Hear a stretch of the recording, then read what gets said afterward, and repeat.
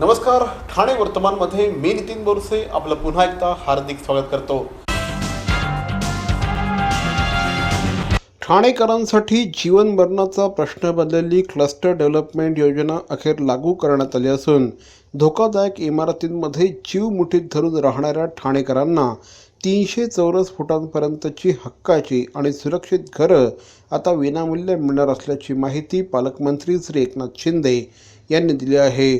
मूळ योजनेमध्ये ही घरं भाडे तत्त्वावर देण्यात येणार होती, मात्र पालकमंत्री श्री एकनाथ शिंदे यांच्या पुढाकाराने सादर झालेल्या सुधारित योजनेनुसार आता ही घरं मालकी हक्काने विनामूल्य देण्यात येणार आहेत। उच्च न्यायालयाने नुकताच योजनेला हिरवा कंदील दिल्यानंतर राज्य शासनाने गुरुवारी याबाबतची अंतिम अधिसूचना जारी केली। ठाणेकरांसाठी अत्यंत जिव्हाळ्याच्या असलेल्या क्लस्टर डेव्हलपमेंट योजनेसाठी शिवसेनेने त्याचप्रमाणे इतरही राजकीय पक्षांनी गेल्या दशकभरापासून लढाई उभारली होती। ही लढाई आता यशस्वी झाली असल्याची प्रतिक्रिया पालकमंत्री श्री एकनाथ शिंदे यांनी दिली आहे। क्लस्टर योजनेकरता केलेल्या 15 वर्षांच्या संघर्षाचं अखेर चित झालं असून आता यापुढे पावसाळ्यात शहरातील धोकादायक इमारती कोसळून निष्पापांचे बळी जाणार नसल्याची भावना पालकमंत्र्यांनी व्यक्त केली। यामध्ये गेले अनेक वर्ष सगळेच सहभागी झालेले आहेत। यामध्ये सगळ्यात महत्त्वाचं म्हणजे 300 चौरस फुटापर्यंतचं घर जे आहे हे सर्वसामान्य माणसाला मालकी हक्काचं आणि मोफत मिळणार आहे।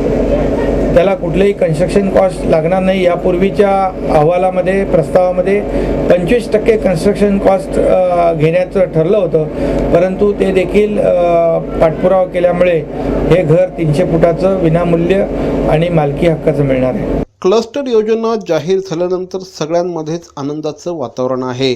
नेमकी ही क्लस्टर योजना कशा पद्धतीने राबवली जाणार आहे, या योजनेमध्ये किती जागा असणं गरजेचं आहे, या संदर्भात देखील काही प्रश्न स्वाभाविकपणे पडणं गरजेचं आहे।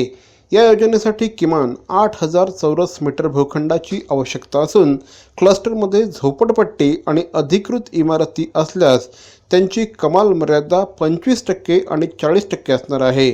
पालकमंत्री यांच्यासह ठाणे जिल्ह्यातील शिवसेनेचे तसंच सर्वच पक्षाच्या लोकप्रतिनिधींनी क्लस्टर योजनेकरता दिलेल्या तीव्र लढ्यामुळे आघाडी सरकारने या योजनेला मंजुरी दिली होती, मात्र त्यात असंख्य त्रुटी होत्या। तसंच न्यायालयीन प्रक्रियेमध्ये देखील हा प्रश्न अडकला होता, मात्र आता या सगळ्या त्रुटी दूर झाल्या असून न्यायालयाने देखील या योजनेला हिरवा कंदील दर्शवला आहे। क्लस्टरची योजना ठाणे शहरामध्ये राबवावी अशी मागणी गेल्या अनेक वर्षांपासून सातत्याने होत होती।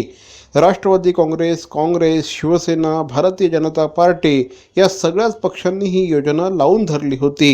ही योजना व्हावी या दृष्टिकोनातून राजकीय पक्षांनी मोर्चे, संप अशा प्रकारचे अनेक आंदोलनांचे हत्यार देखील उपसले होते। अखेर आता या योजनेला मंजुरी मिळाली आहे। या योजनेमुळे हजारो ठाणेकरांना आता दिलासा मिळणार आहे असं म्हटल्यास वावगं ठरणार नाही। मात्र यामध्ये देखील अनेक प्रकारच्या अडचणी आल्या होत्या। क्लस्टर योजना ठाणे शहरामध्ये राबवली गेल्यानंतर ठाणे शहराच्या पायाभूत सुविधांवर मोठ्या प्रमाणात ताण येईल अशा प्रकारचा सूर देखील उमटला होता। त्यासाठी न्यायालयामध्ये देखील काही जणांनी धाव घेतली होती। या संदर्भात इम्पॅक्ट असेसमेंट रिपोर्ट सादर करावा, त्याचप्रमाणे इतरही काही न्यायालयीन प्रक्रिया पूर्ण कराव्यात अशा प्रकारची आदेश न्यायालयाकडून देण्यात आले होते आणि इम्पॅक्ट असेसमेंट रिपोर्ट सादर केल्यानंतर न्यायालयाने या संपूर्ण योजनेला मंजुरी दिली। त्यानंतर आता या योजनेच्या अंमलबजावणीचा मार्ग मोकळा झाला आहे। निसर्गातल्या कणाकणात ईश्वराचा वास, फुला फुलातून दरवळणारा मोहक मंद सुवास, याच सुगंधातून वसे पूर्णत्वाचा ध्यास, देवभक्ती अगरबत्ती दे आनंद हमखास। विविध सुगंधात उपलब्ध पितांबरी देवभक्ती अगरबत्ती आजच आणा घरात।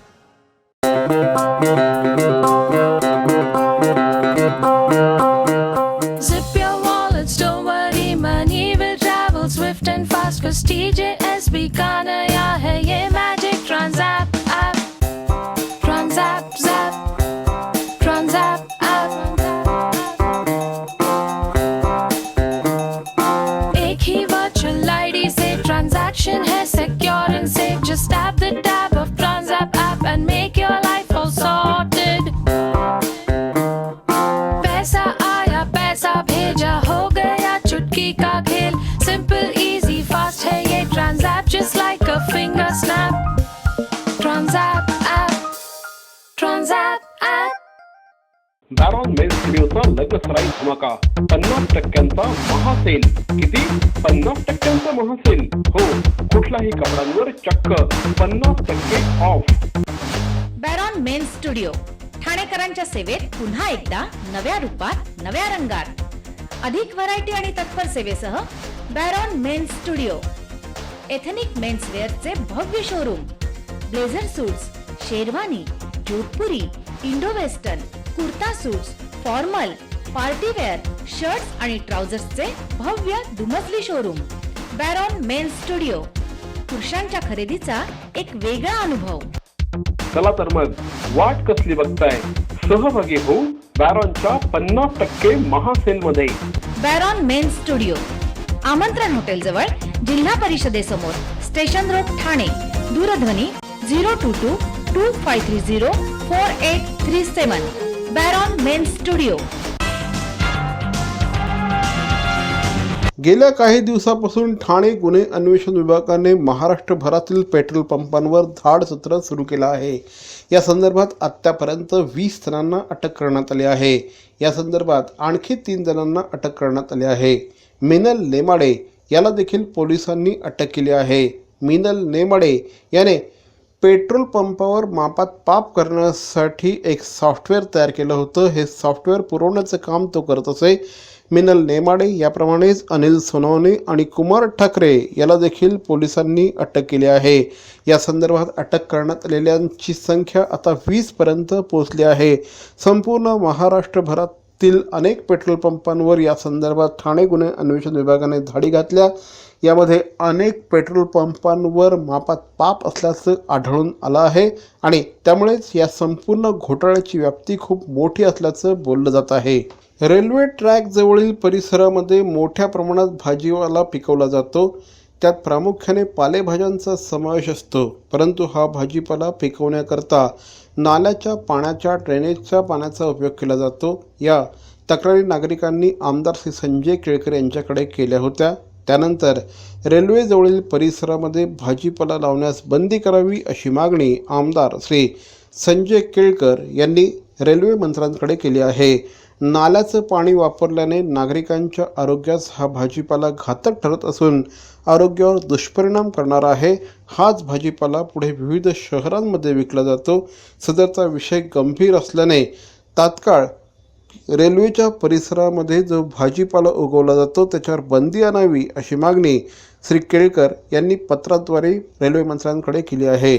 संबंधित जिल्हा कृषी अधिकारी यांच्याशी याविषयी चर्चा करून सदर भाजीपाला आणि तत्सम वनस्पती यांची अधिकाऱ्यांनी पाहणी करण्यास सूचना केल्या होत्या. सदरचा भाजीपाला खाण्यास घातक असल्याचा अभिप्राय संबंधित अधिकाऱ्यांनी दिला असल्याचं केळकर यांनी पत्रात नमूद केलं आहे. शिवाय या भाजीपाल्याची अन्न आणि औषध प्रशासनातर्फे तपासणी करून घेण्याची आवश्यकता असल्याची मागणी देखील श्री केळकर यांनी केली आहे. मरावे परी अवयव रूपी उरावे.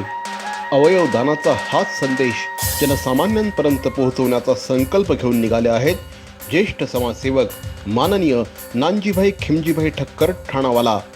त्याचसाठी काढण्यात आली एक भव्य दिव्य रॅली.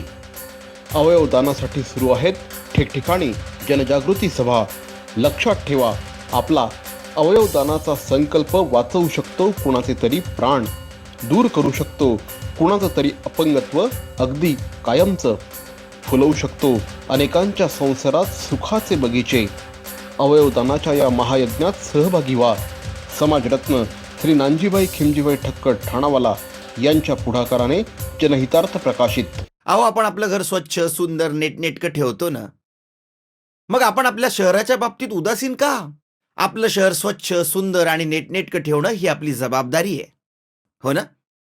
मग उचला फोन आणि विना परवाना होर्डिंग्स बॅनर्स कुठे दिसले तर 1800-222-108 या टोल फ्री क्रमांकावर कळवा किंवा 7506946-155 या भ्रमणध्वनीद्वारे आपली तक्रार नोंदवा किंवा महापालिकेने तयार केलेल्या स्टार ग्रेड ॲप्लिकेशनद्वारे आपली तक्रार नोंदवा. त्याची दखल त्वरित घेतली जाईल. लक्षात घ्या, आपला छोटासा सहभाग आपलं शहर स्वच्छ, सुंदर आणि नेटनेटकं बनवू शकतो. जसं आपलं घर तसं आपलं ठाणे शहर.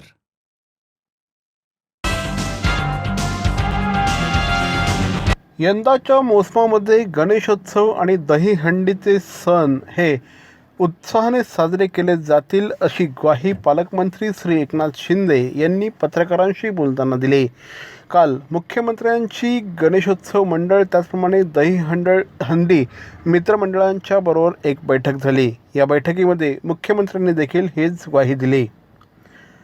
या संदर्भात न्यायालयामध्ये काही याचिका सुनावणीसाठी येणार आहेत. त्या ठिकाणी राज्य शासनाची भूमिका ही अतिशय कणखरपणे मांडली जाईल असं देखील या निमित्ताने मुख्यमंत्र्यांनी स्पष्ट केलं आहे. एकंदरीतच यंदाचे उत्सव हे दिमाखदार पद्धतीने साजरे होतील असं पालकमंत्री श्री एकनाथ शिंदे यांचं देखील म्हणणं आहे.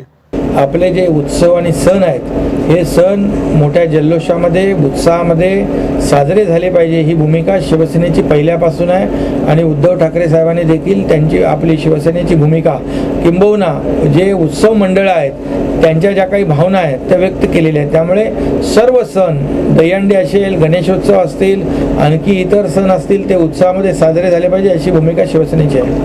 राबोडी कोळीवाडा नागरिक संघटनेच्या हनुमान मंदिर ट्रस्टच्या अध्यक्षपदी माजी नगरसेवक श्री संजय तरे यांची निवड करण्यात आली आहे.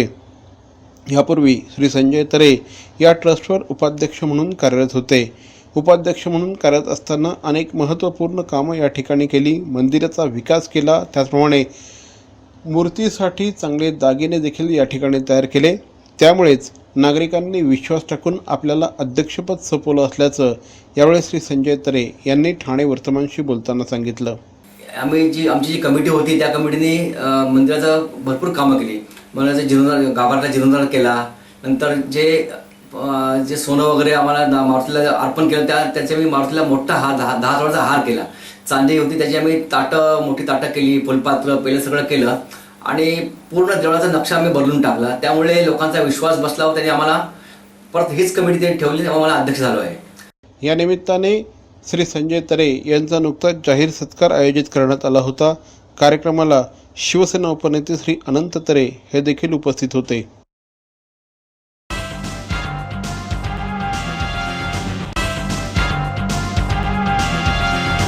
तर मंडळी, या होत्या आजच्या ठळक बातम्या.